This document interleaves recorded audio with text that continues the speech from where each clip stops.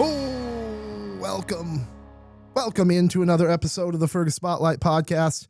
I'm your host, Jacob Bittner, joined this week by a really, really great guest, a guy, man, we're going to have no shortage of things to talk about with Nate Kunde today. How we doing, Nate? I'm doing great. Thank you for having me. Yeah. So Nate, among some other things, you are the operations manager at Otter Tail Power. Is that correct? That's correct. Yeah. I've All been right. doing the operations manager role for 10 years now. Awesome. So we're going to get into talking about power, talking about the power grid. Otter Tail Power is looking for linemen. So we're going to talk about what a career as a lineman might look like. Yeah. Obviously you got to go to school for that. There's quite a bit of training involved in that, but we'll talk about like the barriers of entry, career outlook for that. You are on the planning commission here in Fergus Falls. I am. Yes. As well as you are the chair of the Chamber of Commerce board. Is that correct? That's correct. Man, what a guy, dude. How do you do it? Right. All the stuff. We'll maybe touch on that stuff a little bit. Sure. Definitely get to know you, but certainly the focus today will be on the power grid in Fergus Falls and maybe how we came to be here. The growth of Otter Tail Power throughout the years is a super, super interesting, probably one of the biggest, most interesting stories our community has to tell, I think, is Otter Tail Power. So I'm excited to hear about it. Right. It's, it's kind of founded a lot by one of the more famous families in Fergus Falls is the Wright family. And Vernon Wright was actually one of the co-founders of Otter Tail Power Company. And it all started with a hydroelectric facility on the Otter Tail River. And back in those days, the city of Fergus Falls was actually a municipal electric. So our first customer came online that was consuming kilowatts from the hydroelectric facility actually in Wahpeton. Oh. So, take that, kind of back to the early 1900s. We've continued to expand and grow, and our business has changed and evolved to today we serve an area of 70,000 square miles. We're in 3 states, Minnesota and both Dakotas. To put that into perspective, it's about like the size of Wisconsin. Wow. So we have roughly anywhere from 800 to 900 employees at any given time. We operate 2 coal power plants. We have 3 different wind farms. And we have a natural gas simple cycle plant in South Dakota, kind of in the northeast corner. By Clear Lake, Astoria is the name of that one. And then we also operate some peaking plants around the Bemidji area, the Lake Norden area, and the Jamestown area. And then probably our most recent big build that the citizens of Fergus Falls have come to realize and known is our Hoot Lake Solar Project. Right. That was built on basically a lot of the property that was actually owned by Otter Tail Power Company as part of the Hoot Lake coal plant that used to be here. Yeah. Well, I've got some notes on that. We'll certainly get back into a little bit more of the history here in a little bit in the episode. Before we get too far into things, I do need to thank the sponsors here. Shout out Elks Point Bar and Grill, Dr. Zack Chiropractic, Wayne Schuett with Century 21 Atwood, Liberty Business Systems, Fergus Home and Hardware, Victor Lundeen's, Outstate Brewing. If you get thirsty and you need a beer, we've got some beer here. And then Atlas Outdoor Services and Stumbeano's Coffee. So much appreciated, all the people that make the show happen here. So I don't want to get too far ahead of ourselves. I want to get to know you a little bit. Sure. And how you ended up in this position. Are you a Fergus native? I'm not a Fergus native. I actually grew up down in a small town called Millbank, South Dakota. It's up in the northeast corner of South Dakota. And it's actually one of the locations where we have one of the Otter Tail Power Company's coal-fired power plants, Big Stone Station. It's actually just located outside of Big Stone City, kind of right in between Millbank and Big Stone. And, kind of growing up, I've always recognized the Otter Tail Power brand was very prevalent in our community. And in high school, didn't really have a lot of direction of what I really wanted to do, what I was really passionate about. I worked a lot with my hands. I was, into stock car racing at the time. I built my own race car. I worked at an auto repair shop. did a lot of just kind of woodworking type, craft type work, right? And I found myself just kind of like, I couldn't really figure out, where you could have a long-term successful career. I've watched in the automotive industry a lot of burnout with mechanics. It's a difficult trade if you're not the proprietor of your shop. I'm not saying you can't make a good living at it. It takes a lot of work, and it takes a lot of like kind of specializing in, I'm going to do transmissions, I'm going to do brake lines or whatever that may be. And I actually had a classmate of mine. His dad worked for Otter Tail Power as an area manager. So he kind of oversee a district, if you will. Since we are, so large as 70,000 square miles, we've actually broken up into 9 different divisions. And an area manager oversees about 3 of those divisions. So they're just kind of right underneath our vice president. And approached me at a high school career fair. And he said, hey, have you ever thought about becoming a lineman? And I'm like, those high school career fairs work. Dude, they work, man. I know. Those work They for do sure. And I'm a testament of it, right? Like, and I said, I'm like, well, I don't even know what that is. Like, tell me more about it. And so through Otter Tail Power and my career counselor, they actually set up a day where I could go and job shadow. I spent a day out working with the Millbank area line crew on a 115 transmission line project up by Sisseton, South Dakota. And I came home and I told my folks, I'm like, this is it. This is what I want to do. And I signed up and went to school in Mitchell Tech. It's a 9-month-long program. Where's that at? Mitchell, South Dakota. Okay. Yep. So about 70 miles west of Sioux Falls there. Yeah. Those lineman programs are short. Like I mentioned before we got on air here, I went to school for ski area management up in northern Michigan, but they had a lineman program there, and I somehow got paired with three of the linemen in my dorm. So I learned how to party with the linemen in college. They party a little different than the ski area management students. Yeah, they no comment on that, I guess. But if you ever meet a line, I used to have a friend of mine that went to line school with.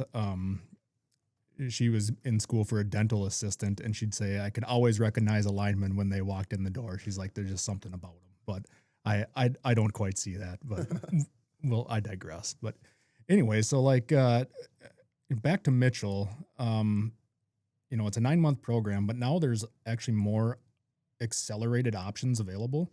So Northwest Community Lineman College actually has a campus out in Idaho, and I've had several employees actually go through that program. They do a very good job, but it's about a 15-week program, and they kind of run it almost like a boot camp style, where you're there, you're not leaving until we have a defined break, then you're gone. But it's like every day, 10, 12 hours, learning the craft, learning the trade to get you into those entry-level stuff. Interesting. So you graduated that program and you had a job lined up waiting for you. I mean, they kind of recruited you, set you up with the schooling, and then you were right out of school, right into work. I wish it kind of worked that way, right? I had high aspirations of being able to get in with Otter Tail Power Company right away out of school. At that time, they were coming out of kind of a restructuring in the company, and they weren't really hiring. What year was this? This would have been 2007. Okay. Yep. So they were coming out of kind of some restructuring in the early 2000s, where they had a lot of, people that were, we'll say, advanced in their career, but not quite reaching that retirement age.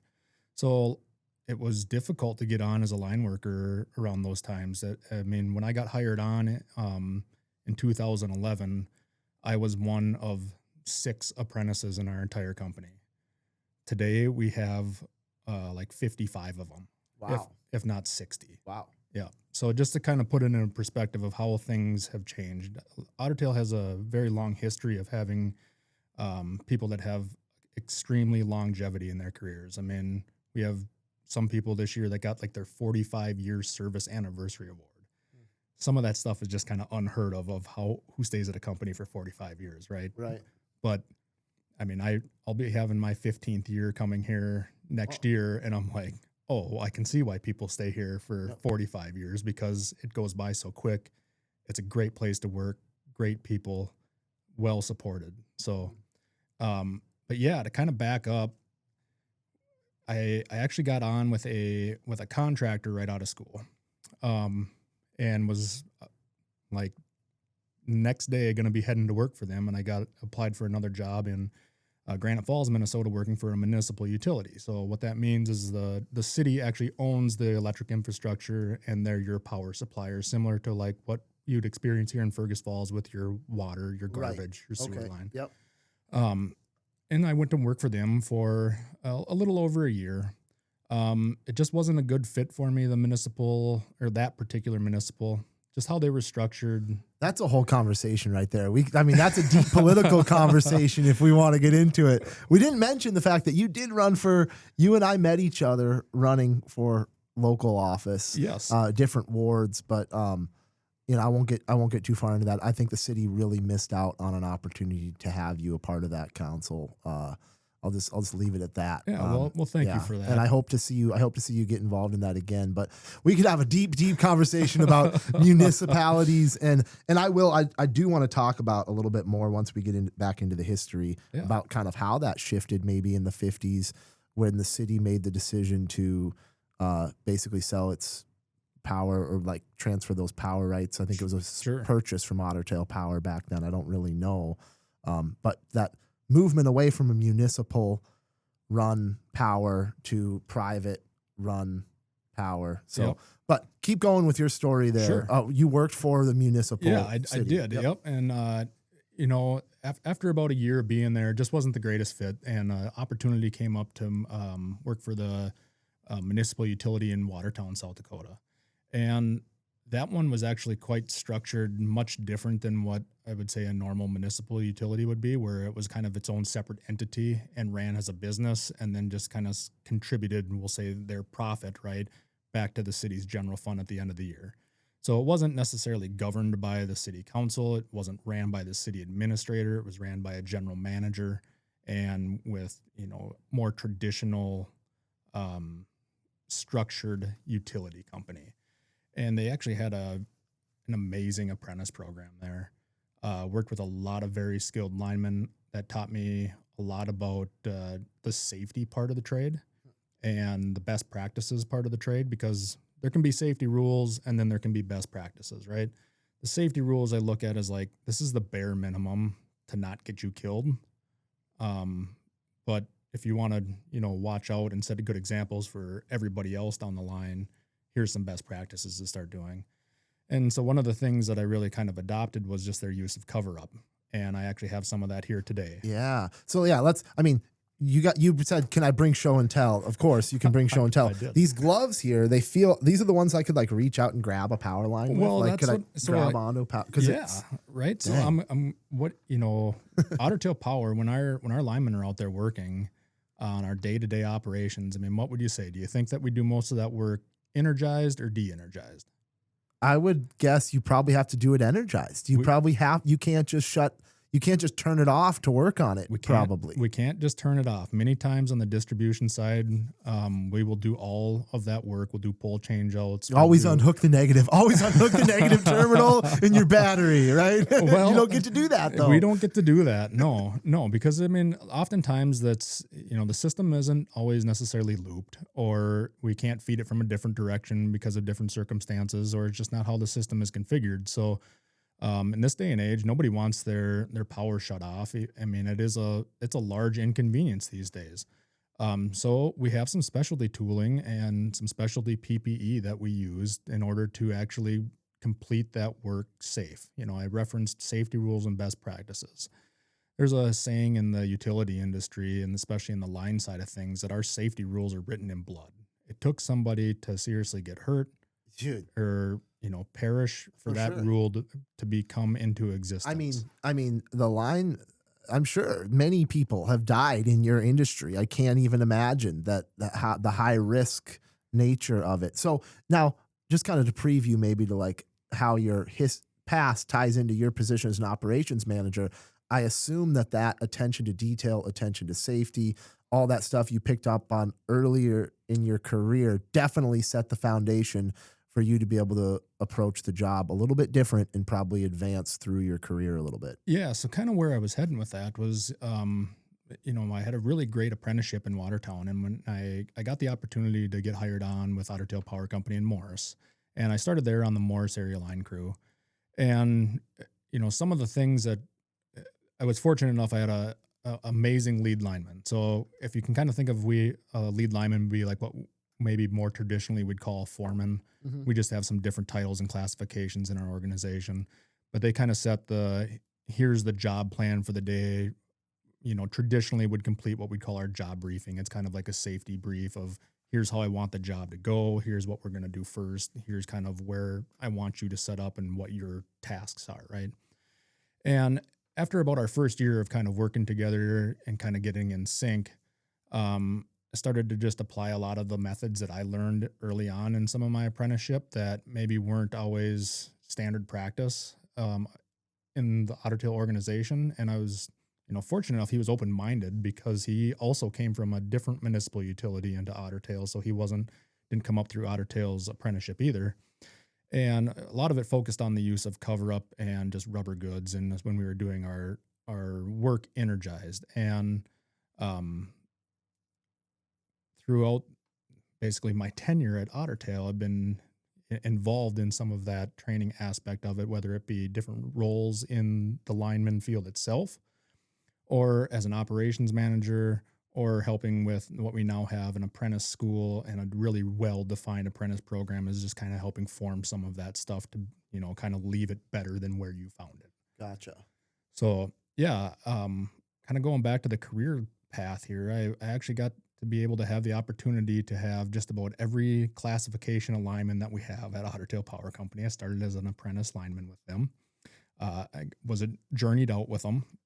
So what that means is I completed a book portion. It's kind of like what we would call lineman college.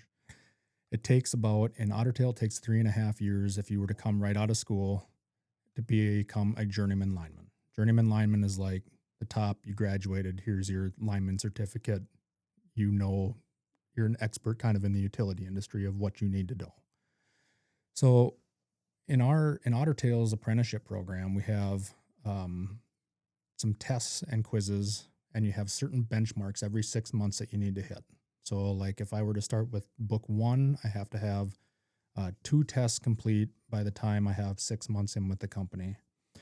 Along with that, we have what we call proficiency tasks. So every 6 months, there's roughly 8 to 10 tasks that you have to have your lead lineman or your union sponsor sign off on and say, yes, you've learned this enough and you're qualified to advance to that next step. So each one of those 6-month blocks and tiers actually comes with a pay raise then too. So if you start out as a step 2 apprentice, goes up to step 8. And then at the end of step 8, we actually have a journeyman test that you have to do. It's a 2-part test. One is written, and then the other piece of it is a practical exam, where we actually bring you out to a training ground that we have here in Fergus Falls, kind of out by the old Hoot Lake plant. And we go through just different scenarios, different equipment, different identification, different troubleshooting. And we look for not only how to fix the problem, but how are you applying our safety rules and our best practices to be able to do that safely? Because when the lights go out, those are the people we call, right? Those are the people we depend on to fix it, and we depend on them to do that safely. So you worked your way through that whole system. You worked your way all the way up through that whole system. And then how long have you been in your current position? Yeah. So I kind of referenced that I journeymaned out. And then after I got journeyman on the Morris line crew, I actually went out to Waubay, South Dakota, and I was a classification of what we call a service rep. And you'll probably see some linemen actually running around town, around our area, that usually will have either like a smaller bucket truck or sometimes even a pickup truck. Those are kind of what we call our service rep classifications. They primarily deal with, like, I'd say their main focus is going to be on working with customers, or very much customer facing. So if you call in and say, hey, there's, I'm experiencing half power at my house. We would dispatch typically a service rep to come and check that out. Or if you called in and said, hey, I'm going to build a new house, I need to talk to somebody about where the power is going to come from. Yeah, this is what separates the linemen from each other. Some of them are not public facing people, Some of them are best served just climbing the pole and working on the power line, It's very true. So we do have, but you have got the face. You've got the face for the front line, Nate. Well, maybe, right? And so there's definitely two different classifications. Our area line crews are very much focused on the construction activity. Like I said, our service reps are very much more are customer pointed, but they do a lot of small scale. I say that tongue in cheek because some of the projects that these guys work on are large, and they do a great job of supporting our construction initiatives. And then after I did that for a while, and there was an opportunity to be lead lineman actually back in my hometown of Millbank. So we still haven't come to Fergus Falls yet. Still haven't come to Fergus Falls. I kind of say that, a career as a line worker in Otter Tail is sometimes like the military, right? Like you have to get your foot in the door, maybe ultimately not where you want to be. And you kind of got to go where the openings are and the opportunities are to eventually get there. So, and why that is we are a union-based shop. So it's, company seniority is king, right? So if there was a guy that got hired on a year before me and he started, let's say, up in Crookston, and I started down in Morris, and there was a job opening in Perham, well, he's got a year on me. He's getting that job versus me, even though we're the same classification, right? So that's kind of how some of the union rules come into play with that. But so I go down to Millbank, the lead lineman down there for a short stint of time. There becomes an opportunity through some retirements in our company that happened a little earlier than I maybe anticipated them doing, to become an operations manager out in Rugby, North Dakota, and happened to be my wife's hometown. So it was a little earlier than I probably wanted to leave the field. I very much enjoyed being the lead lineman there, back home, but you never know when those opportunities come and when they go and if they'll ever come back again, right? And it was always something that I wanted to learn more about the business side of the utility industry, and I found I kind of had a knack for doing project management well. And the operations manager job is I'd say at its core is essentially managing, like, I don't even want to call them small projects because they grow and grow and grow and grow, but essentially doing project management on the distribution side of things. And I found that to be a very, very rewarding career. So we move out to Rugby. We're there for a couple of years, through some other retirement and some promotion from within. Opportunity came to come to Fergus Falls. It's obviously our company headquarters. Having been here a handful of times or multiple times through work, I just started to like the community and like what it had to offer. And then my family actually had a lake cabin on Pelican Lake down by Ashby growing up. And so I spent a lot of summers on the weekends there. And, and we had, whether it was a rain day or whatever, I remember we'd come up to Fergus and shop and hang out. And I always just really loved the lakes area. So we decided to. And that was the operations manager. That was job. the operations manager. And what job. year was that? That would have been in 2018. 2018. Yeah. And did you like get involved in the community in other ways right away? I mean, where does the planning commission, how long have you been involved in that for? Yeah. So I was, that's a good question. Post-COVID, I think like around 21 is when I probably got on the planning commission. Okay. Maybe 22. So when I was out in Rugby, Otter Tail held a seat on what they call the Job Development Authority out there. So it's kind of Rugby's version of the like economic development arm of it, right? So they were involved in anything from like things that would help create or bring jobs to Rugby, to low interest or interest-free business loans for startups or expansions, all the way to they had a like a housing development that they were developing because there was just a lack of developed property there that was, affordable. So I got pretty involved in that. I was the vice chair on that when I left. And, I kind of look at it like what drives people to be a volunteer firefighter, and give back to their community. And I don't deal well with the medic side of the volunteer firefighter. Like we do first aid and training, and I'm just kind of like, it's a little queasy for me. But I always say, like, serving on these community boards and organizations to help better your community is kind of like my version of being a volunteer firefighter, right? It's just something that was more in my wheelhouse and my niche, something that I was interested in and I can give my passion to. So come to Fergus and had an opportunity to get on the chamber board shortly after I got here. Again, probably post-COVID. So we settled in here a couple years. COVID happened. Stuff started kind of opening back up. Board started meeting again. All of it wasn't kind of remote.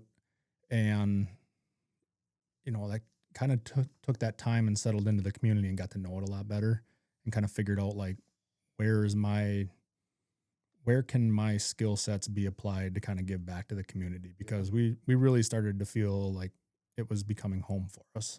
Yep. Kind of going even further then, right? The city council run, the first one, it was no surprise. You ran twice? I ran twice. Okay. Yep. So who'd you run against the first time? Mr. Krameyer. Krameyer. Yep. Oh my gosh. What could have been? That's all I got to say.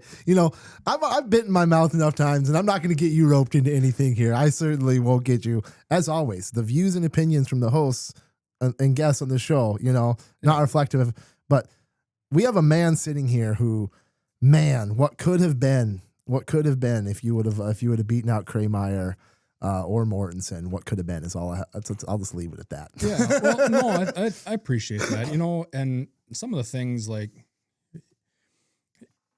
that you don't always get to see, especially in the headlines, is, those two gentlemen are just as passionate about the community as anybody else. And, passion can look in a lot of different ways. And there's, issues that are important to them that are different from issues that are important to others. And that's just sometimes how the world works.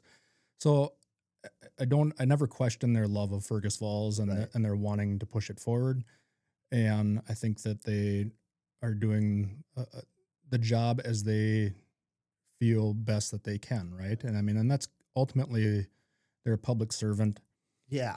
That's important to remember that. That's really important to remember that. It is. It is. And it's not for everybody to step into that ring. Yeah. And it's tough work. It is. And it comes with a lot of criticism. A lot of criticism. A lot of scrutiny. Very little praise. Yeah, right. So for sure.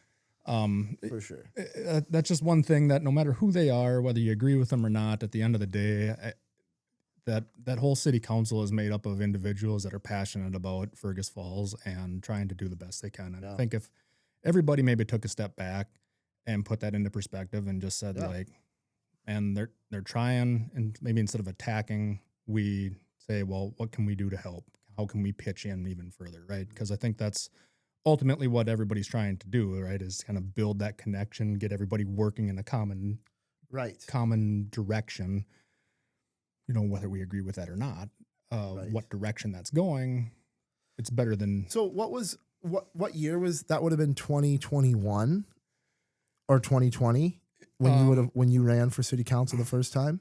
Yeah, it would have been the election would have been in 22. Yeah. 2022. Okay. Yeah. And was that a two-way race between you and Krameyer? Do you remember? Yeah, it was. It started off as a three-way, and then we had, I don't even remember who the other one was that dropped out at the deadline, and then ended up being a two-way race between myself and Mr. Krameyer. Yep. Gotcha. And you were had you been serving on the planning commission prior to that then? I did. And so that was sort of the spark to want to get you into it then. That's when I started to probably pay a little bit more attention to what the community needs were. And it wasn't aimed at any one particular individual or any one particular thing, but the infrastructure in town, right, was deteriorating at a pretty rapid rate, and some of our main thoroughfares in town were well traveled, well used.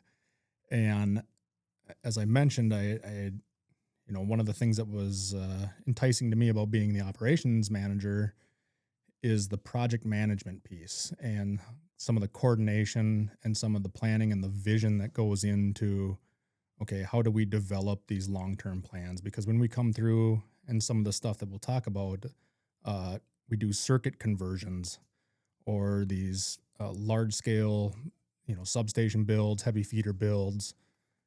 They don't just happen overnight like, oh, January 1, here's your budget. Now go out and execute, right? There's always years of planning. There's engagements with our engineering. There's engagement with our land rights personnel. There's a whole bunch of permitting that needs to be done on a lot of these projects that before we actually stick a pole in the ground or bury wire in the ground, there's usually a good 18 months of work that came before that project actually turned to shovel. And when you look at just the city at its core is essentially starts as a utility, right? They provide a service to us that we consume, whether that's water, Correct. whether that's sewer, whether that's we use the roadways, right? And we pay for that in various ways, whether it's utility bills or taxes, etc. So, my vision was like, well, I have these skill sets of developing these projects of core infrastructure. I'm like, I could apply the same concept and utilize the same tools and probably give better visibility into, well, here's our long-term plan, right? Where I think that's where a lot of the frustration lies is people would see, well, this street got done. Well, why did that one get done over this one? Yeah. And that information just really wasn't readily available. I don't know if it still is today. And really wanted to focus on more everybody wants the short-term fix, right? But that's not always necessarily viable unless you're going to get a big increase in property taxes or franchise fees or whatever that may be to just get that large influx of money right away. And then we could see some results. My approach was well, let's do more of a thought out process here versus just putting a Band-Aid on something for the time being, making it a bigger tax burden. Let's start to get more surgical on what our approach is going to be and use some of the tools, use some of the studies that had already been done. But if we can start compounding that data and putting it into a framework and a plan, then I think that puts the people of the citizens of Fergus Falls a little bit more at ease when they can see oh, well, it's not just we drew a road name out of a bucket in this guy's ward. I'm not saying that's how it's done. I know that's not how it's done. But yeah, right. But I mean, Yep. honestly, I think that's sometimes the perception of just, well, we threw a dart at a map and it landed there and that's the road that we're going to do. Right. So, my vision was essentially to create a public facing GIS. And for those that don't know what a GIS system is, it's if you take Google Maps, right? You can zoom in on the imagery. If you zoom in far enough, it says oh, coffee shop here, grocery store here, gas station here, right? Essentially, it's utilizing a GIS system for your positioning. Well, my thought was we develop a public facing GIS with the city attributes and infrastructure, and where you could actually click on, we'll say Speece Park, and you could have links to a lot of that data saying oh, the year it was built, what it costs, where the funding sources came from. And it would just be incredibly transparent that anybody could go and access and get that information versus having to dig through council meeting minutes and everything else. Ultimately, if you start building that core database, I mean, that becomes kind of the hub, the record keeping of your city, we don't of have your that? assets. No, we don't. We don't. So that was your platform. That was the whole platform that you were trying to run on. Right. But it becomes so hard, damn near impossible to be able to get that message to the people that need to hear it. You know what I'm saying? To be able to explain that, I was listening out to these candidates and I didn't understand that until now, and so right. It's interesting. It's hard to understand that stuff, those visions. It is. And that's probably, where some of the, my hurdles or challenges have been is like, how do you communicate that out there effectively? Because that sounds great. Just like an interactive type map. You can just like look at this interactive map of Fergus Falls and basically see, oh, this road. You can whatever. That's cool. I mean, that Right. seems like. So Well- how do you guys build those for Otter Tail Power? Is that something you do? Yeah. Or So we have a department that is just our GIS department. We have some of the most brilliant people work in that department. I will kind of dream of these like, hey, it would be cool if you could build it to do this, or what if could you build it so it could like bring this information from this other system and display in there? And I always joke with them that they never make the mistake of telling me no. I said, well, that's why the requests keep coming, is because you guys keep delivering on it, right? You just don't tell me no. But yes, we have these just incredible tools that are GIS based. And we keep, finding new ways to leverage those to create more efficiency and better communication and more accuracy in our projects, to the point where like I have one of our contractors that install our underground cable, utilizing one of our GIS platforms. It's actually it's a separate program that pulls data from our GIS to project essentially the data on there, but they can, like, when I want them to bring cable up in one location for a transformer, like they know the GPS coordinate of that. They can see on the Google imagery, like, oh, I need to be 1 foot over here. oh. So, I mean, just different ways that we can continue to leverage that data. Huh. And then, as far as even like, a repository for our projects. So let's say next year, 2026, we have, our 80 projects that we're going to do, but maybe we end up with a problem or something that becomes something we need to kind of address in the future, whether it's, storm activity or vegetation or construction, road move, stuff like that. We can start working on some of those design pieces now and kind of use GIS as essentially like our repository for that. We have another system that is kind of married to our GIS that helps us with a lot of the work order estimating that goes around. A lot of our engineers, and we have like some of the most brilliant engineers on staff, that it's a lot of fun working with them. I think sometimes engineers get a bad rap, but if you know how to talk to them and kind of engage with them and challenge them on stuff, I mean, you really start to see some of their creativity come out, and it's awesome. So I don't mean to interrupt there, but Yeah. a lot of this stuff then, do you do this with the planning commission? I mean, can you implement this stuff the way you want to through the planning commission? Or do you need a seat on the city council to really be able to make it happen? Or you need like, obviously you want your seat to be able to, because you have the knowledge to be able to execute on actually making that. Yeah. And that's something, yeah. So the name planning commission, I feel, is kind of misled. Yeah, let's Right? talk about it. What you have powers of nothing. We plan nothing. Well, right. I mean, you kind of do, but you don't really, right? It should be like it's more of like a zoning commission, right? Okay. Like, so we would look and say, and keep in mind, any of our boards and commissions at the city level act as advisory boards to the city council, right? So we may take what looks like Robert's Rules of Order and action at the planning commission by, like, say, approving somebody's conditional use permit, but it still needs to go to the city council for actual approval and execution of it. Right. They have final say. Right.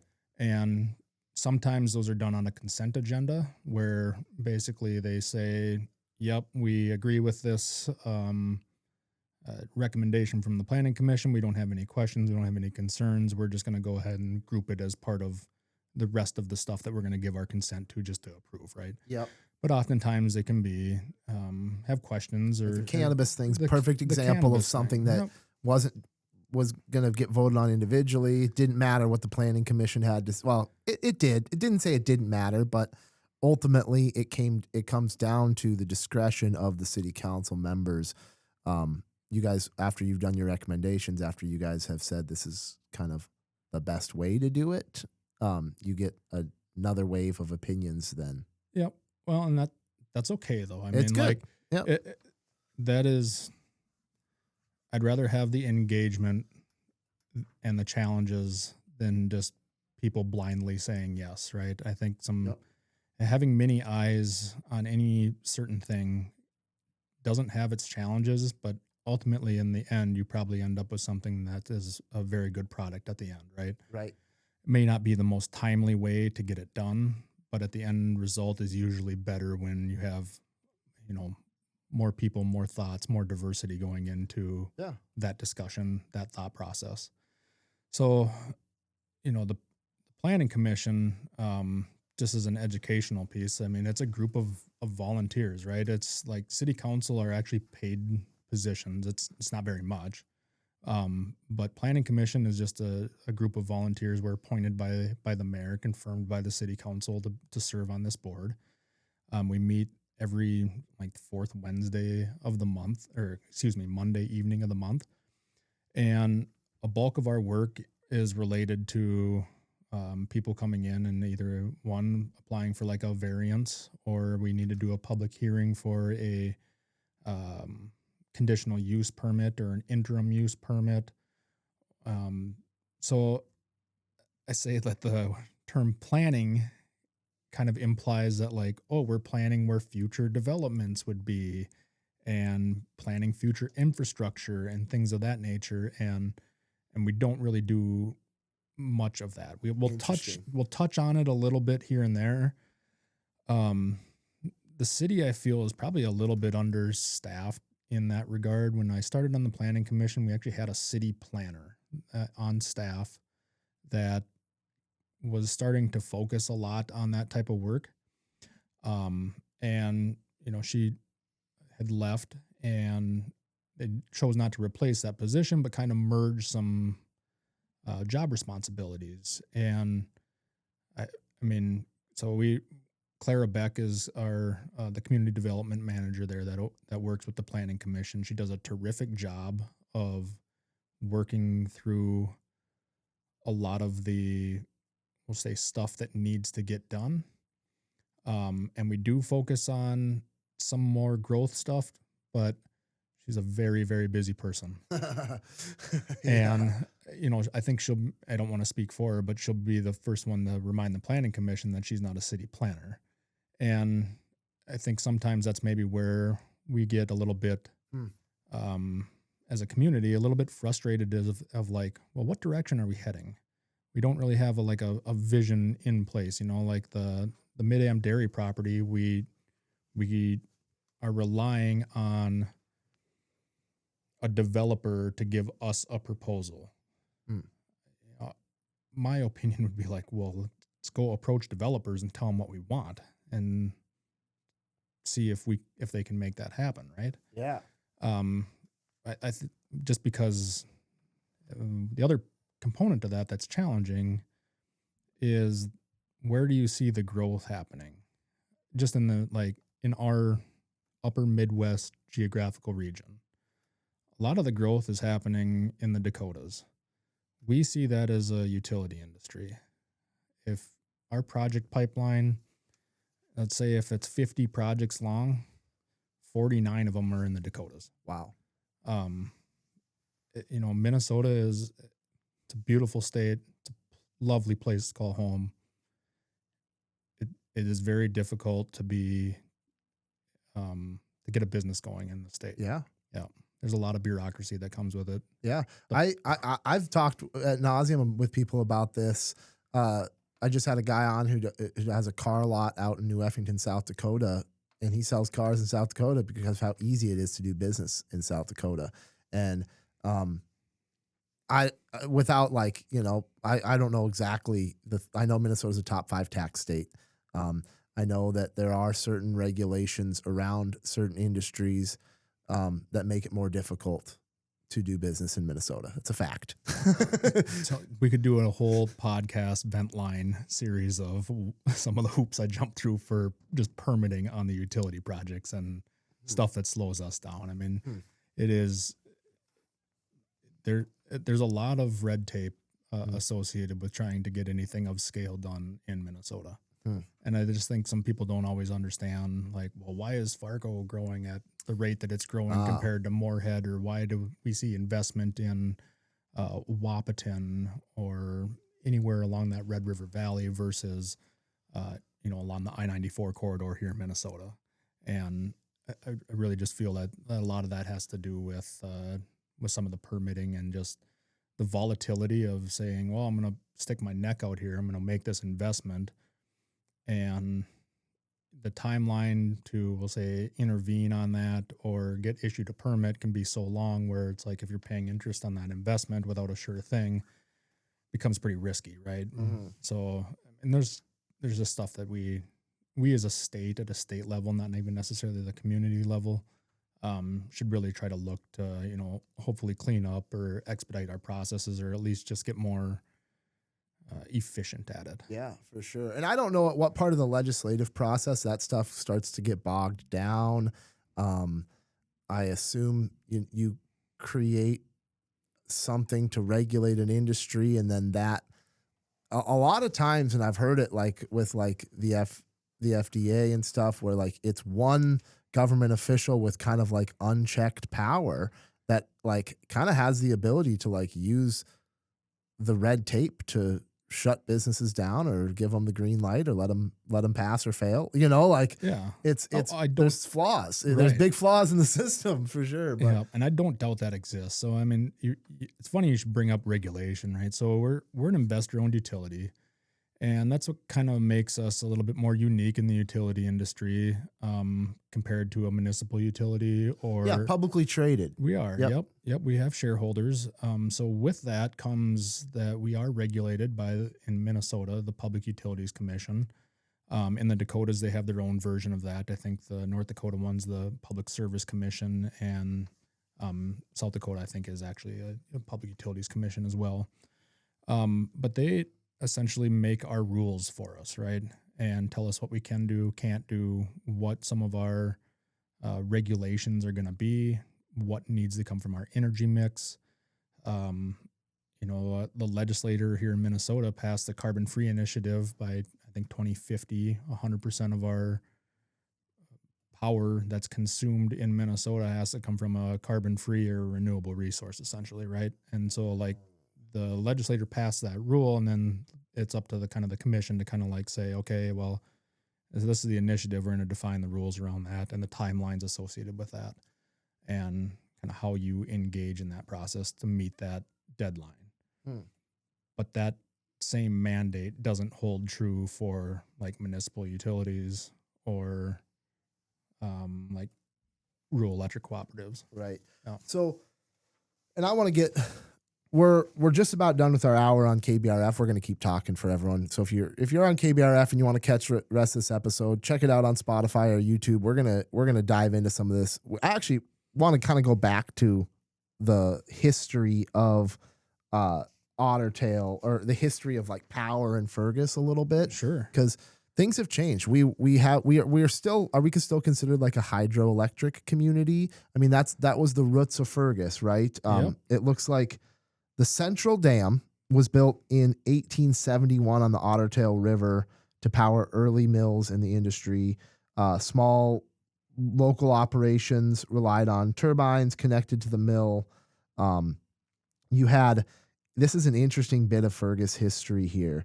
In 1908, you had the Fergus Falls City Light Station, also known as Broken Down Dam. It was completed and provided hydroelectric power. It provided power from 1908 to 1909. So somebody really good investment there. Really good investment. Great. Have you studied that project? Have you looked into that? What failed with that project? No. A one year dam really messed a bunch of stuff up. Broken Down Dam, but it's one of our great parks now. Following the dam failure, this is where Otter Tail Power Company stepped in. They built the Dayton Hollow Dam in 1909. Wow, and it's still standing, still operational today. Over the next 15 years, Otter Tail Power built more hydroelectric plants on the Otter Tail River. And then by the 1920s, 1950s, hydropower could not meet growing demand. Hoot Lake Coal Plant opened in 1921. as the city's first large-scale steam electric plant. And I believe that plant shut down in 2021. Yeah. Was that? And it went through some expansions throughout the years.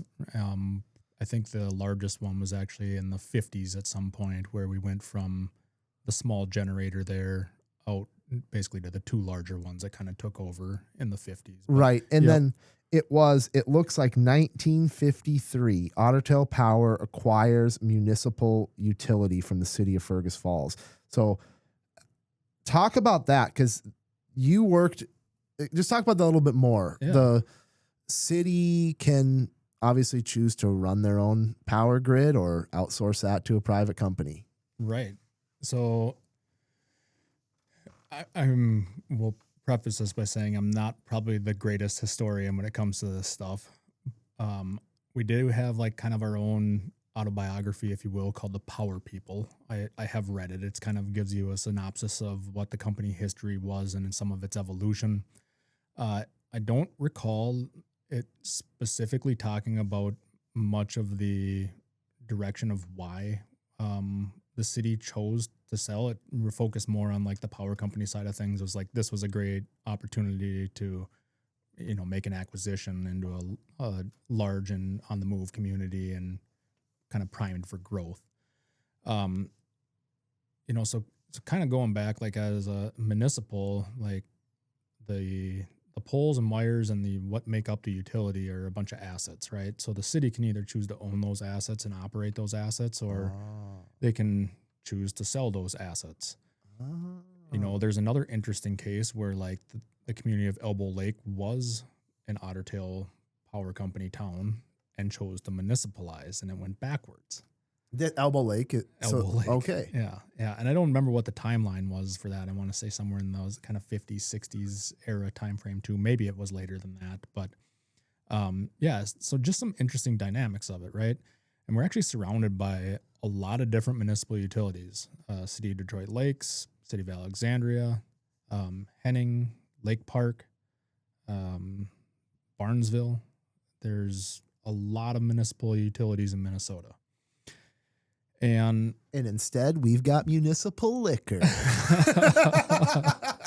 Right. Yeah. So, I mean, it's the same concept, right? The city owns the asset and they have control over that. And they say, well, this is how we want to generate revenue for the community.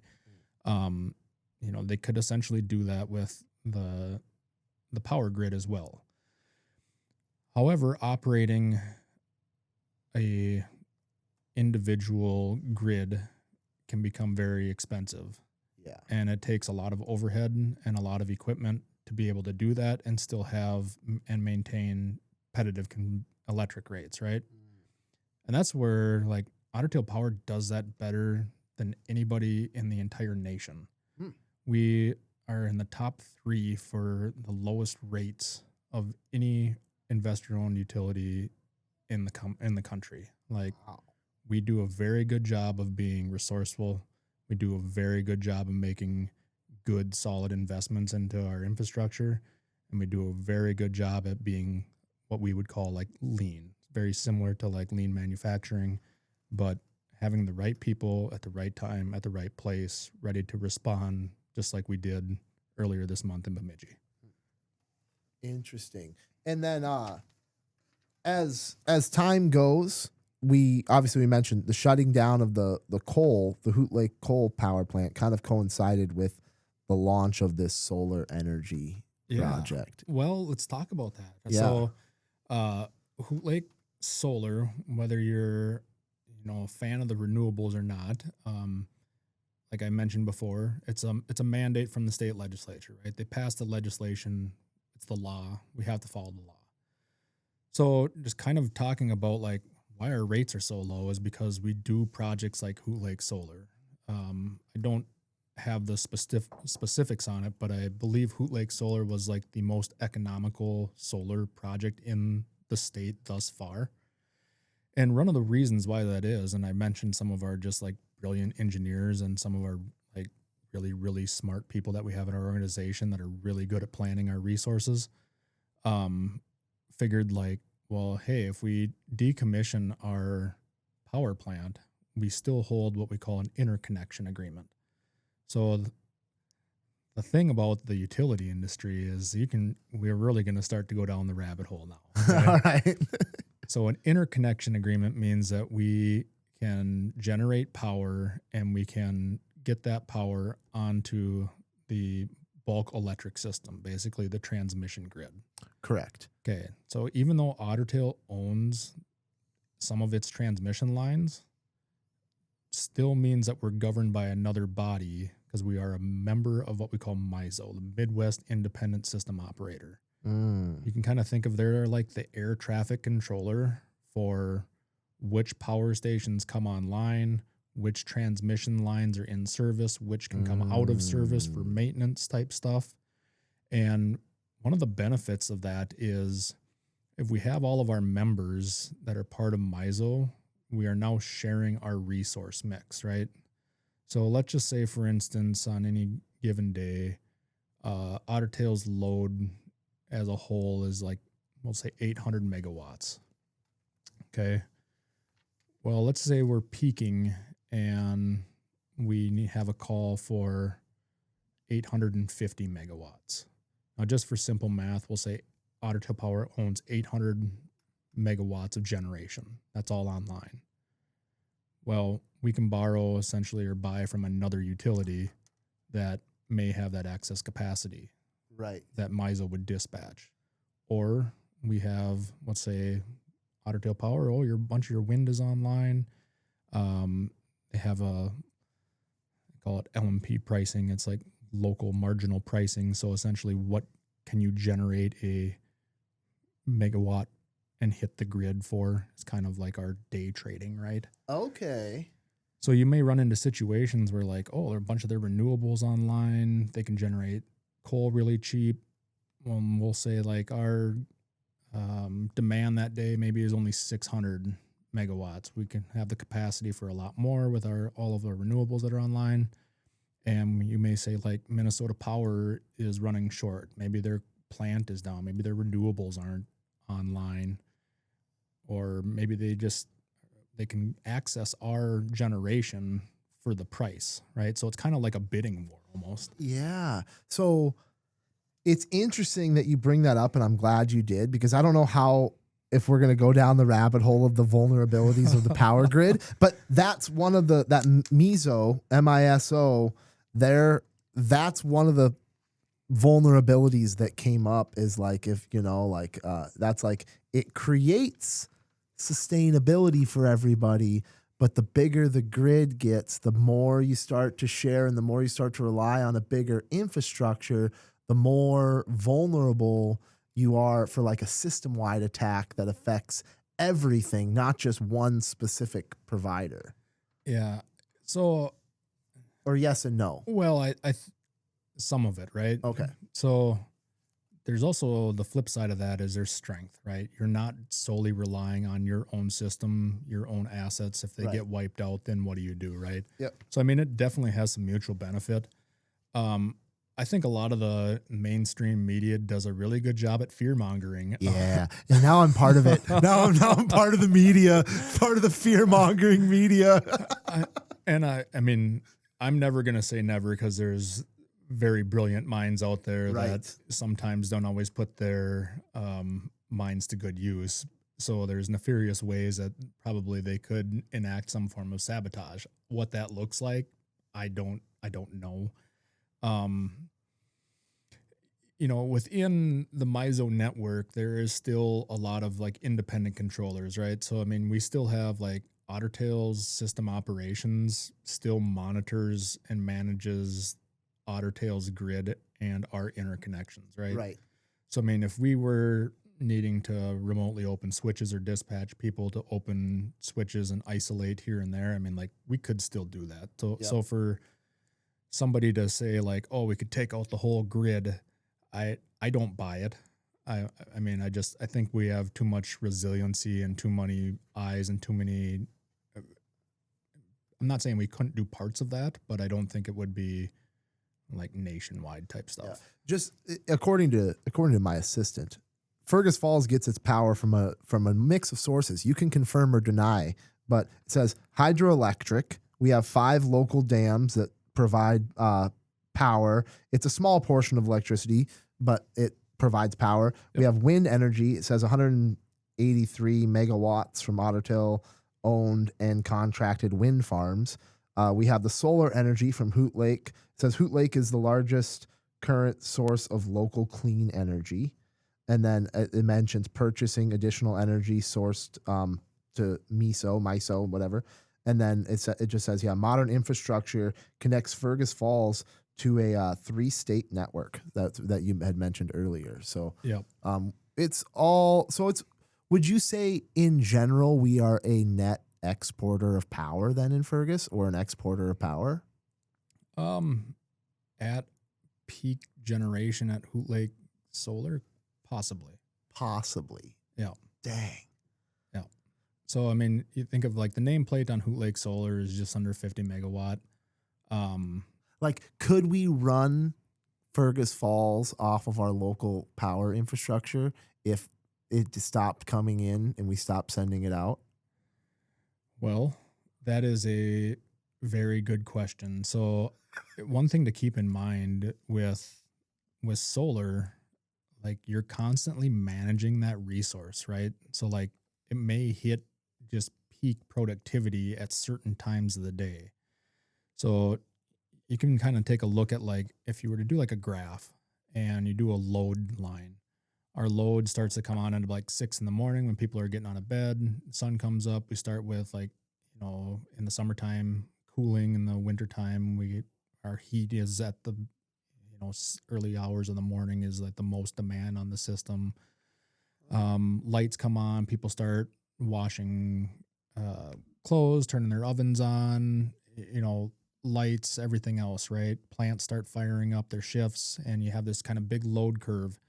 And then it kind of peaks right around that like 7-8 o'clock time frame, and then it starts to kind of go back down.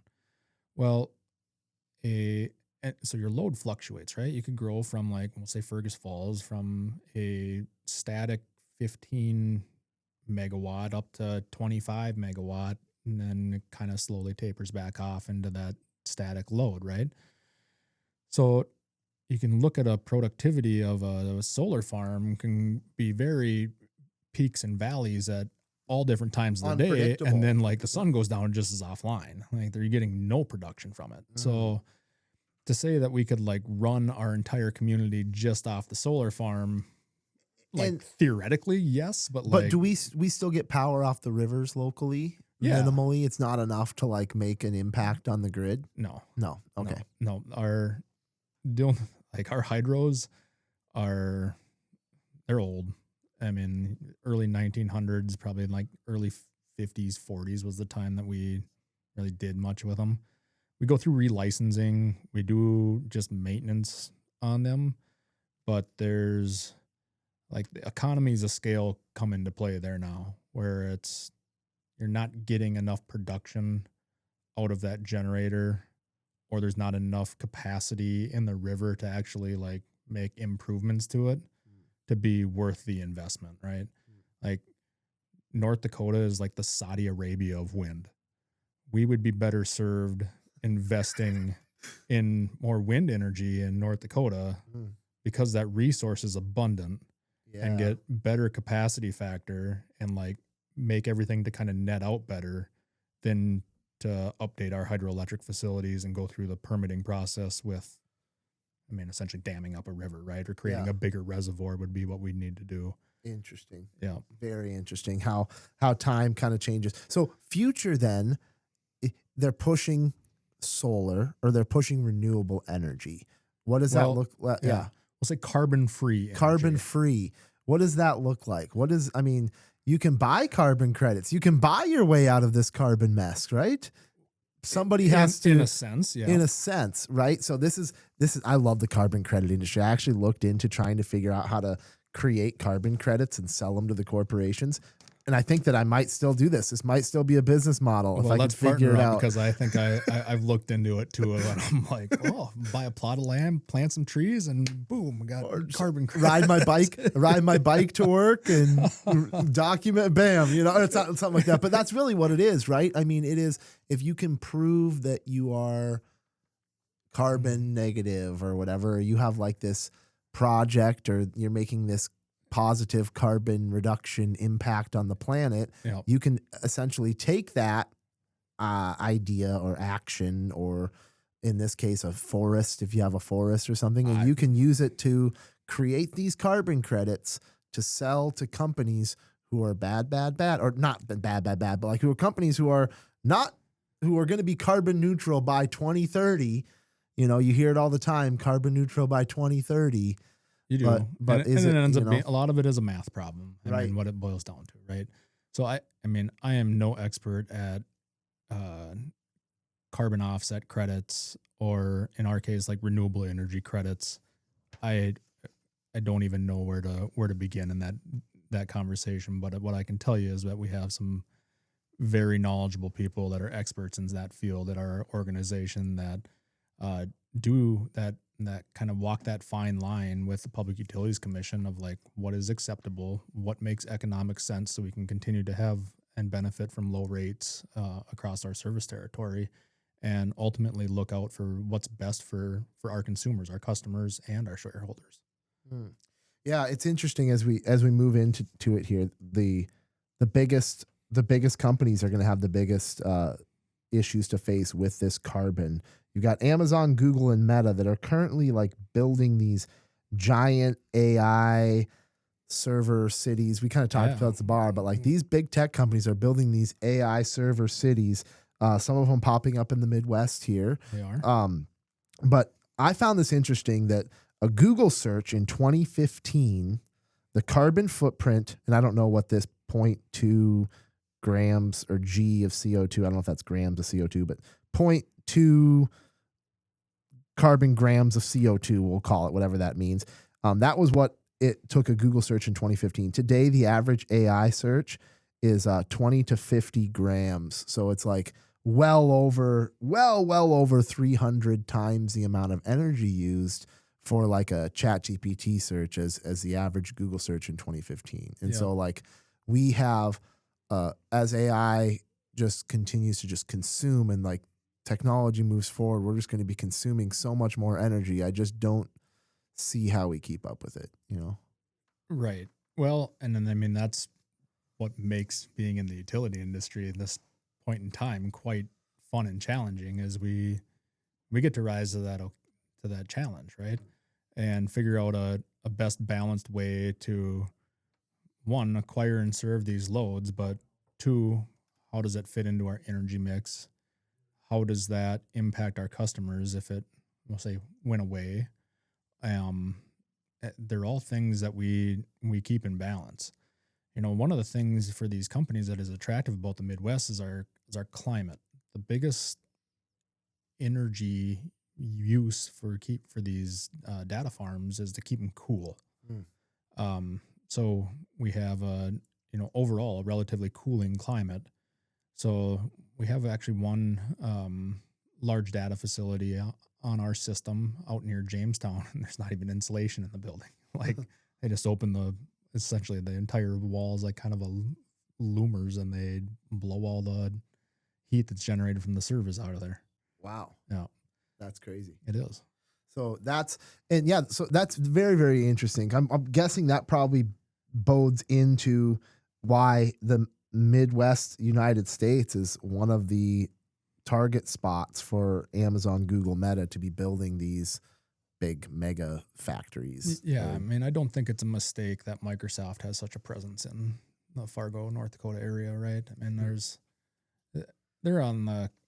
they have some brilliant people that kind of can see the vision and kind of see what's coming and plan accordingly. So I don't think we're in the upper Midwest here done seeing data facilities anytime soon, especially, a couple of years ago, it was focused on, cloud storage, cryptocurrency, blockchain technology.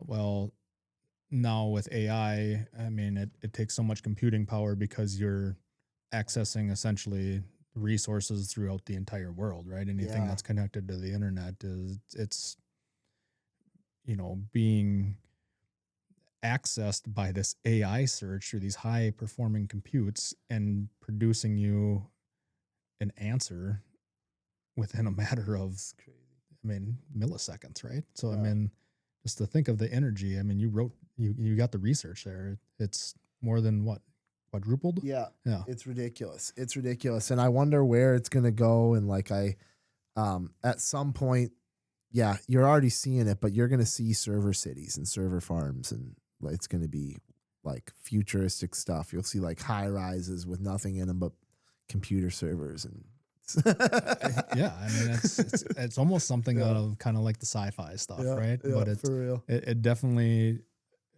could be that way. It's probable. Yeah.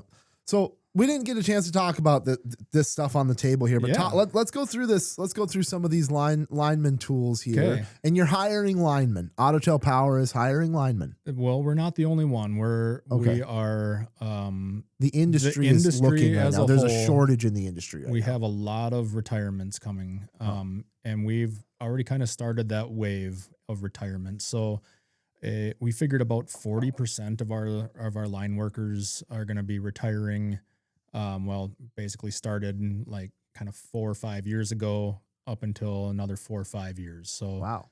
you think about that is about anywhere from 80 to 100 line workers that we would have to hire and maintain and keep for just to backfill that, right? And we know the world isn't that way. There's spouses get jobs somewhere else, or there's an opportunity to move back home, or just different life circumstances that people need to change.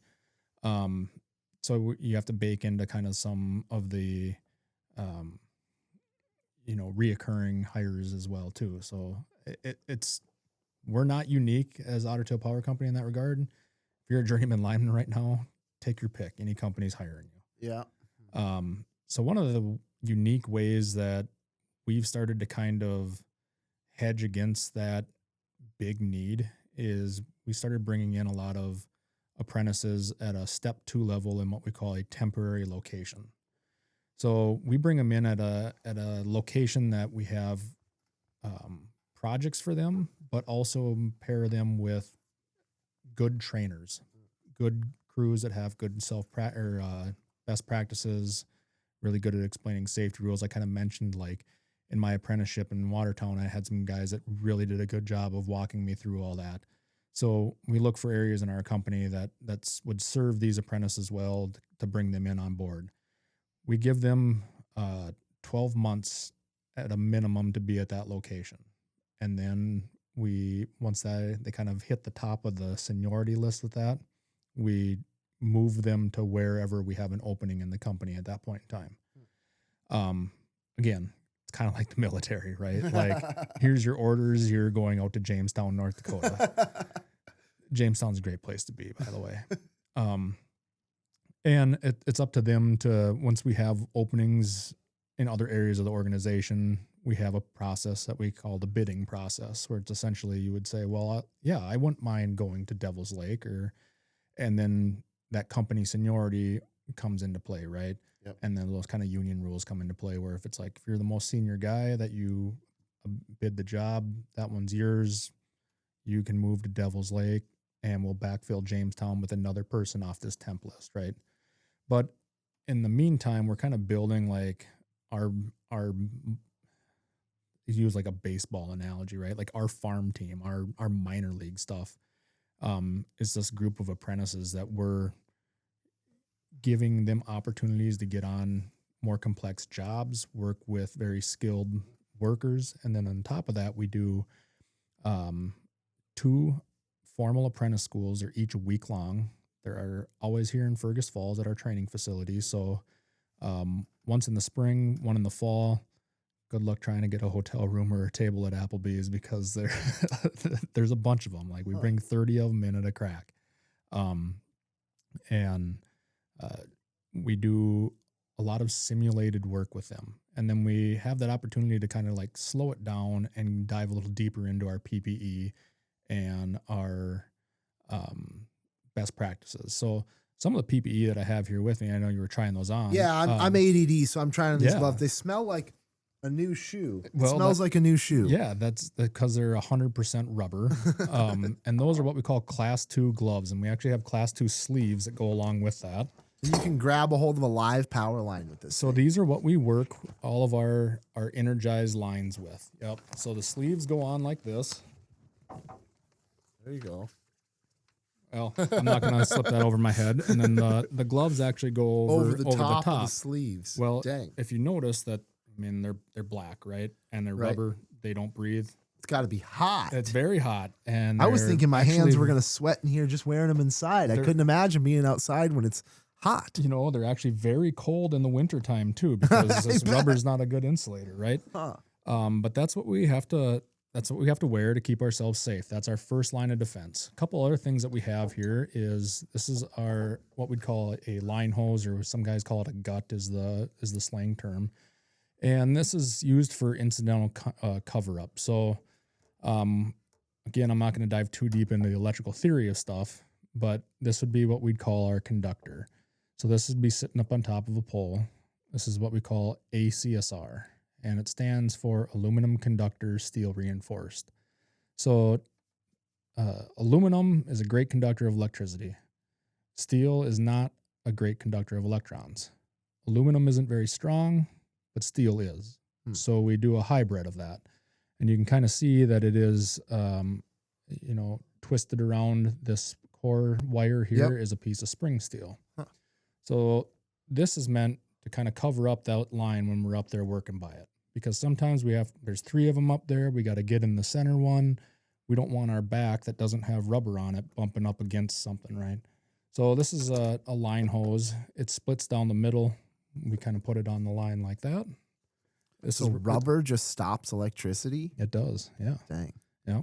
And this is rated for 15,000 volts. Wow. So that's the other thing I should mention. Like in Fergus Falls here, our distribution lines, phase to phase, they operate at like 12,500 volts. All of our power goes through those lines above us.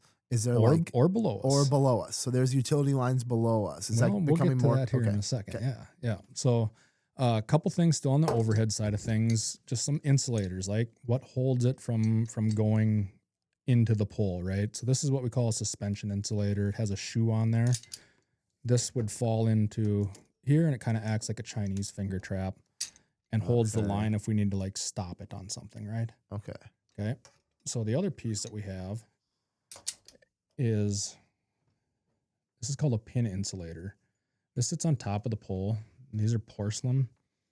And how this works is that the conductor sits right in this saddle and either has a rubber grommet or something we call armor rod, because again, like if you've ever crushed an aluminum pop can, pretty easy to crush it, right?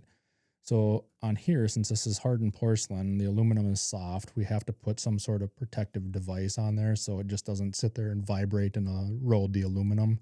So we either put a piece of rubber on there with like what we call a preformed tie wire, basically like a bread twist tie, right? Like we wrap it around the neck of the insulator and it holds it on there. Or in the rule settings, we have what we call armor rod, which is just basically like the equivalent of stainless steel wire that wraps around this to protect the aluminum from degrading. We also have just some other, this is a rubber blanket. So when we have to cover up pieces like an insulator, we kind of split that, and then we have, I didn't bring it with me, but basically a gigantic plastic clothespin that just holds it on the line. Like some of the stuff you're like, oh man, that's really dangerous. And then like our technology is just as simple as, no, you just use a clothespin. Just a big clothespin. Yeah. But the other components that we're talking about is some underground. Yeah. Okay, so we have several projects going on in town right now. Because I look at that, that's the future, right? Like the future has to be putting it underground. Doesn't that just make more sense? I'll talk about it. I mean, you know about it. So on the distribution side of things, I'd say it absolutely has its applications and its purposes to be putting it underground. Some of the benefits are like we just don't have to do any vegetation management, right? We're not susceptible to ice. We're not susceptible to Believe it or not, squirrels and woodpeckers in our area can. They get up there and fry themselves to death. Well, the squirrels like to, yes. Dang. The woodpeckers like to basically disintegrate our poles. Like we'll go and replace like a pole in a slough bottom, and it wouldn't be uncommon for us to come 2 years later and have a hole the size of a soccer ball in the pole. Well, that doesn't stand up to wind and ice very well, right? So in a lot of those locations, we've actually started putting in ductile iron poles instead of wood poles. And you'll see a lot of new transmission get built with ductile iron poles if it's anywhere near a wooded area or a slough bottom, simply for that fact. But in town here, we're doing a lot of overhead to underground conversions. One of the most notable ones that people are probably experiencing right now is on the north side of Lincoln Avenue, kind of in the downtown area between Union and Cascade. If they drive in that corridor right now, they'll see that the alley is all ripped up and there's contractors working down there left and right. We actually have a joint project that we're doing. We kind of spearheaded the thing with Great Plains Gas, Spectrum, and Park Region. Otter Tail Power actually owns the overhead line that kind of runs there right now. We have some very, I'll call them archaic transformer banks built on platforms that actually span the alley and your car drives underneath them. We call it like kind of an H-frame or an H-structure. So one of the things that we're doing is, aside from trying to physically remove the assets that always seem to be in the way of cars, there was the guy at Olson Furniture said probably said it best, there's two types of people. There's people that have hit these power poles, and there are people that haven't yet hit these power poles. There's no in between. So we're cleaning that alley up, but along that pole line, like all those other utilities that I listed there, aside from Great Plains Gas, are all connected aerially to these poles. So gotcha. We have several different outfits down there, all working and representing a bunch of these different utilities. And it's kind of one of the reasons why it's like, let's just make the mess once, and then we end up with a better product in the end versus, well, Otter Tail's going to come in. Well, then the following year, Park Region decides to come, or the following region Spectrum comes in there. Yep. Well, kind of circles back to like my vision and planning efforts, right? Where like that same concept could be applied with our water, our sewer, our roads, our bike paths, sidewalks, etc. Right? I mean, like that's the type of concept and the type of planning that goes into a lot of the stuff that I work on. So I don't know if you can kind of see this, but I'll hand it to you here in a second. Yeah. This is actually some 750 MCM. So I showed you the little overhead wire, right? Crank some power through this bad boy, huh? Yes, you can. So one of the reasons why the conductor is so large, it has to carry a lot of ampacity. So we use this for heavy feeders. And, you know, one of the things that is a little bit... Yeah, can you bend that very good? Try manipulating that in a cabinet when we have to terminate it or run it up a pole. It's a Bearcat. It's not very fun to deal with. Yeah. Yep. So, you know, one of the things that is, we'll say we probably don't do a good a job as tooting our own horn as we maybe should as an organization. But, you know, for those of you that enjoy the riverfront projects, the Speece Park, the splash pad.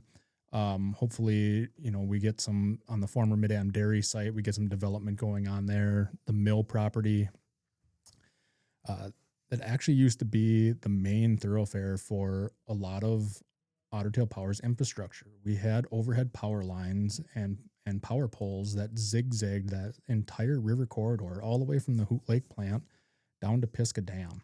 Wow. And, we as a company, you know, one of our core values is community, and we want to continue to be a community partner.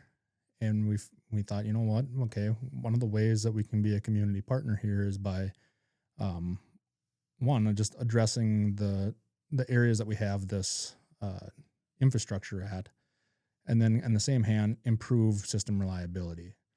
So one of the projects that we're doing is we're actually replacing those overhead lines that were there with that underground conductor that you have in your hand right now that you can't even bend it.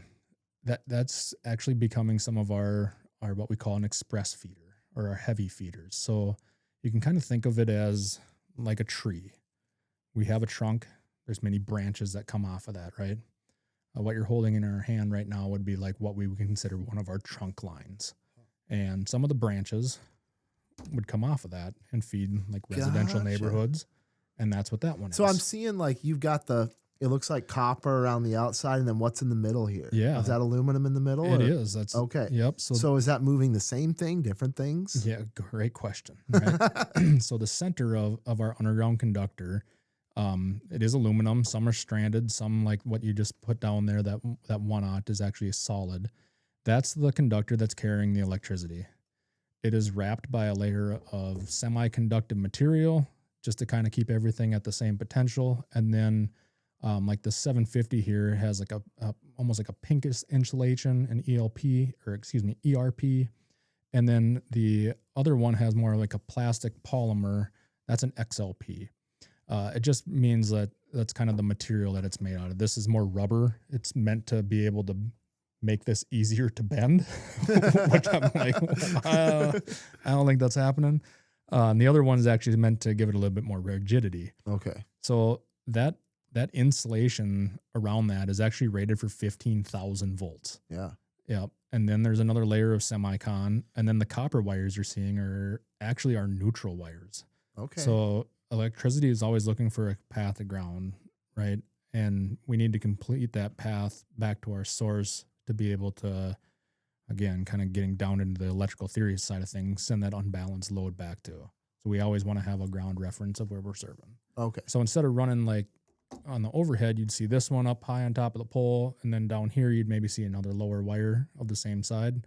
That's a neutral. So instead of running 2 underground wires, they just package it up in one nice little bundle there for us. Nice. Yeah. Interesting. Well, so I don't know if there's more to add to that riverfront development. You said that stuff you're currently still kind of like replacing some stuff along that stretch and cleaning it up a little. Yeah. So, what about that? I know, is that your guys' infrastructure there by Outstate? Isn't there like a remnants of something there? Yep. So that's where you can see where the line is temporary dead ended over the top of Outstate right now. Heading back, we'll say toward the central dam, all of that has been removed. You can kind of see where it stops. In fact, we have one pole that we like could not get a truck to. I have no idea how these old guys set these pole back in the day. They like had to have set it and then built the chamber office because I don't have no way to get a truck down there. So there's actually one pole kind of behind Wells Fargo Bank, the chamber office that, probably woodpeckers are making it its home now. But yeah, so some of our projects that we have in the works to continue on this effort all the way down to the Pisgah Dam is we'll end up building a new substation kind of by the old Fergus Brewing or ABC Brewing and the Pisgah Dam station. And then that line that actually kind of jogged the river, went back and forth, would have been what we'd call our express feeder that fed a kind of a switch station or a sectionalizing station at the Mid-Am dairy site called our Buse substation. And that kind of sectionalizes parts of town. So if you had an outage in this part of town, it would only affect what's served off of that breaker, right? It wouldn't affect the entire town or go back to the source. That fault would just sectionalize, and only these couple hundred people would experience a power outage. That's why you see things in town of like, oh, my lights are on, yours are off.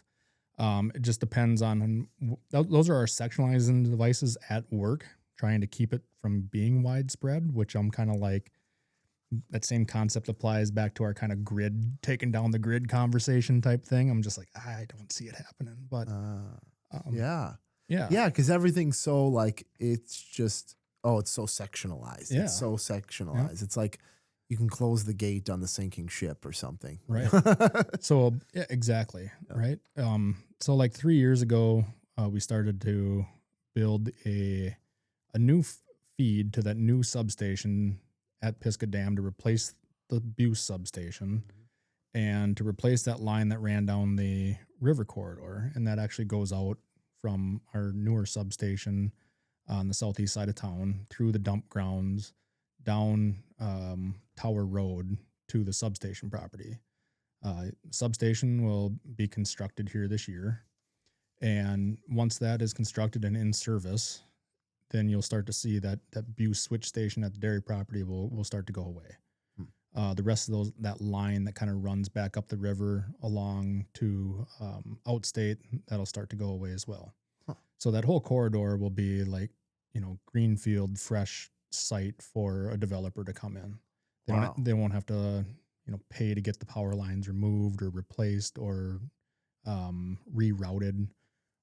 We're being more proactive as a community partner and trying to build out, one, better infrastructure to improve grid reliability, and then two, just be community partners on a lot of this riverfront development stuff. So awesome. Yeah.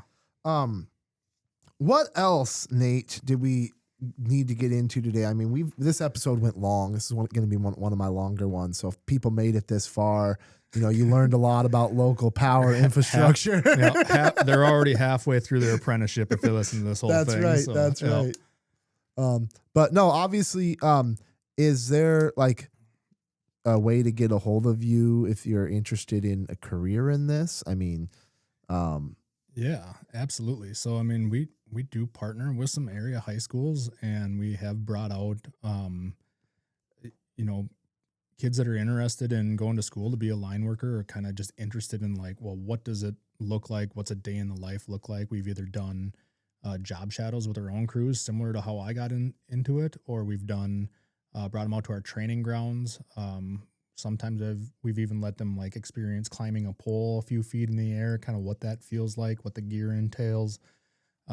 We do have some bucket trucks that are a double basket that if they're willing to put a body harness on, we can get them up in the air a little bit to just all in a simulated environment. But yeah, I would say best way to get in touch with me is call the 800 number and just ask for me. Yeah. Or tell them where you're from and what you want to do. And if you're interested, we got some individuals in our human resources department that work really closely with our area high schools too, on just trying to develop and get more people interested in these careers. But it's I'm kind of a testament where like you don't have to do it forever. There's other ways to get involved in the utility industry and grow your knowledge and apply your different skill sets. If you don't want to be a lineman forever, I mean, more power to you if you do. A lot of the guys that I work with have 25, 30-year careers. I've had a few of them retire with 35 plus years. They take care of their body. Man, what a rewarding career if you like to work outside. A lot of times they're the unsung heroes because we don't respond to the emergencies with the big flashing lights, where the guy is always kind of in the background. But when natural disaster strikes, I mean, our linemen take a lot of pride in being able to respond quickly and get the lights back on. I mean, yeah. So again, we could talk about it ad nauseum, but like the process of like when a storm hits, you guys are all working overtime. Like people don't realize when trees go down or something like that, that probably just creates a ton of work for the people that actually work on the infrastructure. Yeah. I mean, the guys out in the field, I mean, it's not uncommon for them to work 20 straight hours. Wow. When we get into those, especially on first wave, when we're just trying to do like simple damage assessment or try to do switching or check out here or there, they'll work 20 hours easily. So when we kind of get into, we'll say like kids, if you're really, really interested in a career, well, I think they sounds like money though, probably. Well, didn't they just pass no tax on overtime too? So, okay. Interesting. Yeah. But yes, I mean, I'm glad you brought that up. Right. So, sometimes blue collar stuff gets a little bit of a bad rap, and I've never really understood that. I think a lot of it working with your hands, and I think being in the trade industry can be a very noble career and can be very, very rewarding. Absolutely. There's something to be said about just like at the end of the day, you can drive by something that you built, right? I mean, my wife is so tired of driving by power lines. And I'm like, I worked on that. I built that. I did that, you know? My kids are like, we know you did that. All right. Right. But I'm like, all these years later, still take pride in it. But the line side of things, lineman is very lucrative. Like if you start at ground zero with us, the first year, your base salary without overtime, you're going to make $80,000. We're talking anywhere from 9 months to 4 months of school. Talk about a good return on your investment. And then every 6 months, you're guaranteed a raise if you progress through your apprenticeship, right? So, I mean, especially when our area where we live geographically, we're in small town Minnesota, North Dakota, South Dakota. We don't serve the Red River Valley, right? That's Excel Energy up Red River Valley, but like our biggest communities are going to be Fergus, Bemidji, Jamestown, Crookston, Devil's Lake, Millbank, Rugby, Morris. I mean, aside from our journeyman linemen down there, the only people probably making more money in our small towns are the doctors, the lawyer, and the bank president. Otherwise, these linemen make a very, very good wage. For sure. Yeah. For sure. I could see it. I mean, I know talking to those guys like that I went to college with, my roommates, like, yeah, they're all probably making, you know, well over $100,000 a year, well over just, you know, and doing work that matters.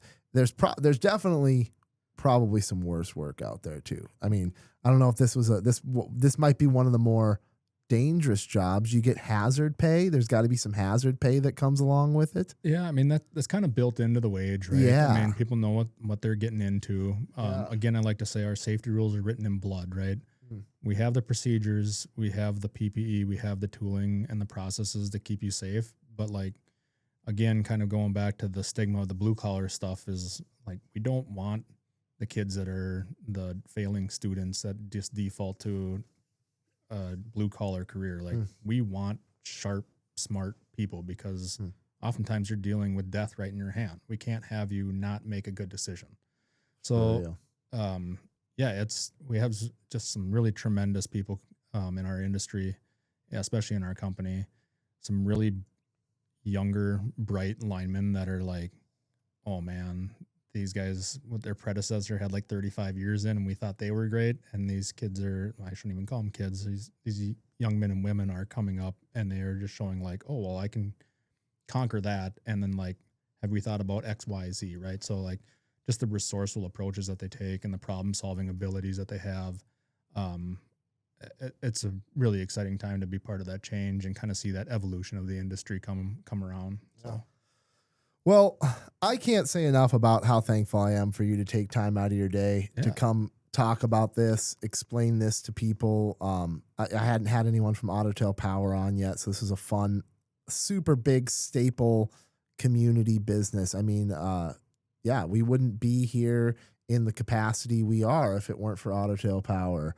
And so certainly I'm super grateful that you guys are here doing the work you're doing and that you're willing to come talk about it. So thank you, man. Appreciate the platform. Appreciate you having me on. It's something I'm very passionate about. And any chance I get to plug the company and kind of talk about the ins and outs and what we do and what line work entails and how you can grow in a career, even just in the utility side of things, I think is fantastic. Yeah. So I might have you back on the show someday if you feel like coming back on, maybe talking about politics when the time is right for you to get back into local politics again. I hope that you continue to pursue that. I think that it would be, the community would be foolish not to pick you if you're there again, offering your representation to us. I think the community is foolish not to pick you. Yeah, well, I appreciate that. Yeah. And, I could tell my wife, I'll never say never, but at this point, it's not something that I'm probably eyeing a third one at this point. I feel I spent a lot of time and effort campaigning and, you end up kind of, it's at the expense of something, right? And it's at the expense. I have 2 young kids, and I don't get to spend as much time with them in the fall as I want to when I'm outdoor knocking then. So one of the things after the last election, when I didn't win, it was just I kind of refocused my efforts into like, well, this didn't pan out, so maybe that's a sign that I should be spending my time and my resources elsewhere and focusing on my kids and my family. So, just trying to get involved with their type of stuff, helping coach my daughter's softball team right now, and just being able to get to basically any of their activities. We like to do a fair amount of camping and get some lake time in the summer stuff too. Mm. So, like I said, I'll never say never. Never say never. But that's fair. But I will but hey, say you know right what? Now it's let it be known, Fergus Falls. Let it be known that when you see good representation step up and offer to be a part of it, you gotta really seek out that. And again, not to take anything away from anyone else, but Nate's a guy that absolutely the city of Fergus Falls missed out on having him and having his mind and ambition towards understanding utilities and understanding projects. Like the city of Fergus Falls missed out on that. So if you see someone that is a good person to have there, be vocal about that, support them, get behind them, help them out with their process. Cause it's really, really hard to get through a election cycle, even locally here. It's just like consuming and nauseating, and it takes away from your family and all that stuff. It does. I mean, and I appreciate the kind words. I will just say, I thought that the candidates that I ran against ran a very clean and fair and respectful campaign. Yep. And my hat's off to both of them neither of them ever took pot shots or got dirty. And I think that's I don't know how you could against you. I'm sure there are ways, but I have a lot of respect for Mr. Mortensen and Mr. Krameyer, especially on the campaign trail. And like I told you before, man, everybody's just up there. At the end of the day, we got to remember they're a public servant. Yep. They're trying to do their best too. So absolutely. Well, appreciate your time. All right, I was going to be done asking you questions. Last question, though, before I send the outro here, I got to get best business advice from you here. Ooh, okay. Best business advice. Like on the utility side of things. However you want to take that one. Man, I don't know if I necessarily have, we'll say business advice, but I'd say career advice would be, if anybody that's questioning, like, man, I should just go to college and do my generals and figure out my path, I would say, don't buy into that. I would recommend that they get into a trade and look for something that they can work for a reputable company that will help them grow in their career path. So like me, when I decided I want to get into the business side of things, right? I enjoyed line work. I enjoyed learning about the utility industry. And that's something that Otter Tail does a really good job of, talking to their employees, letting them know what company initiatives that we're working on. We know what different departments kind of are working. And I'd say the communication there is just outstanding that you don't get in a lot of industry. So that started to pique my interest more and more in the business operations. Well, I'm fortunate enough to work for an organization that wants me to develop, and not only wants me to, but gives me the resources to. So I did some additional college. I did some additional business courses, some marketing, some management courses. And if you get good grades, they pay 80% of that. So don't waste your money going and trying to figure out what you want to do. If that's the path you want to do, fine. But career advice, just if you're going to have a job as doing whatever, get a job in the trade and then figure out what your niche is and try to get a job working for a company that values you enough that they'll help you grow into what you want to do. So again, I think there's a tremendous amount of resources out there. Our company is super competitive with the utility industry. It is such a specialty market. It's a specialty industry. There's a lot of, like I said, we've touched on the rabbit trail here a little bit today, but we could even take a super deeper dive. But I would say I get it's probably more career advice maybe to our young folks that are out there trying to figure out what they want to do in life. And you know what? At the end of the day, if you get into the utility industry, you go to school to be a lineman, and maybe you experience it for 2 or 3 years, and you decide, well, this isn't for me, I want to go to college. Well, you really didn't waste anything, right? Your return on your investment for 9 months or 4 months or whatever you do for schooling, you're going to make that up in those 2 or 3 years, and you're getting paid a good salary. You know, all education has a cost. So make it be time versus money, I guess. That's right. So you heard it here, kids. Don't go to college. Nate Kunde said so. Don't go to college. Nobody needs it. I'm definitely not saying that. I found myself at a crossroads, and I think I feel like there's a lot of people that are at that crossroads sometimes too, where it's like, you know, there's a lot of pressure, especially on, you graduate high school or you get to be a senior. It's just like, well, what do you want to be for the rest of your life? What do you want to do? What do you want to do? That's a huge decision to ask somebody at 18. Absolutely. Like, I'm about to be 36 and I don't know what I want to do with the rest of my life. You know, how could you ever expect someone to make that decision at 18 years old? That's crazy. So, I mean, that's part of the cool part about working for like Otter Tail is they allow you to grow in your career path in the organization. Yeah. So like, that'd be probably my biggest advice to people is like, when you do start getting into a company, look for some place that isn't just going to keep you in your one role, right? I mean, I think there's a lot of statistics out there of like how often people change jobs or careers or companies. And I'm like, well, I think Otter Tail has a lot of longevity is because we allow people to grow within our organization. Yeah, absolutely. Well, thanks again, Nate.